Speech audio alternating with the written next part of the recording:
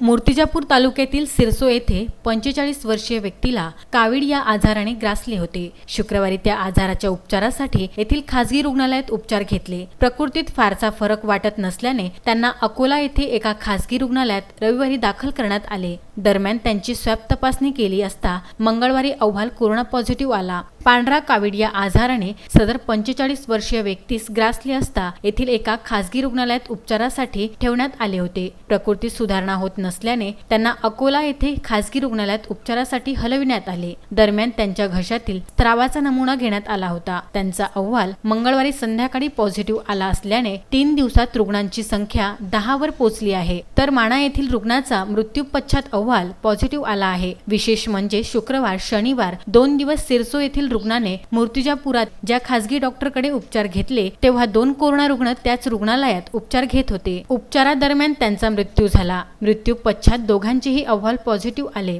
सिरसो व धोत्रा शिंदे येथे शासकीय यंत्रणा दाखल झाली असून परिसर प्रतिबंधित व रुग्णांच्या संपर्कातील लोकांना क्वारंटाईन करण्याचे काम सुरू करण्यात आले आहे। तालुक्यातील धोत्रा शिंदे येथील एक महिला 8 जुलै रोजी कोरोना संक्रमित आढळून आली होती। त्यामुळे सदर महिलेच्या संपर्कात आलेल्या 53 लोकांचे घशाचे स्राव तपासणी करिता पाठवण्यात आले होते। प्राप्त माहितीनुसार सदर 53 पैकी 46 जणांचा कोरोना अहवाल निगेटिव्ह आले आहेत। उर्वरित 7 जणांचा अहवाल प्रलंबित आहे। त्यापैकी 3 जणांचा अहवाल पॉझिटिव्ह आला आहे। तसेच मूर्तिजापूर येथील 125 लोकांची कोरोना तपासणी इंदिरा गांधी नगर परिषद विद्यालय येथे आयोजित शिबिरात करण्यात आली होती। 125 पैकी 112 लोकांचे अहवाल प्राप्त झाले असून त्यापैकी 8 जण कोरोना संक्रमित आढळलेले आहेत। 125 पैकी आता फक्त 3 जणांचा अहवाल प्रलंबित असल्याचे लक्ष्मीबाई देशमुख उपजिल्हा रुग्णालयाचे वैद्यकीय अधीक्षक डॉक्टर राजेंद्र नेमाळे यांनी सांगितले। मूर्तिजापूर तालुक्यात हिवरपूर, हातगाव, धोत्रा शिंदे, माणा आणि आता सिरसो अशा प्रकारे ग्रामीण भागात देखील कोरोना रुग्ण आढळून येत असल्याने प्रशासनाच्या चिंतेत वाढ झालेली आहे। लोकांनी नियमाचे पालन करून सुरक्षित राहावे असे आवाहन उपविभागीय अधिकारी अभयसिंग मोहिते यांनी केले आहे।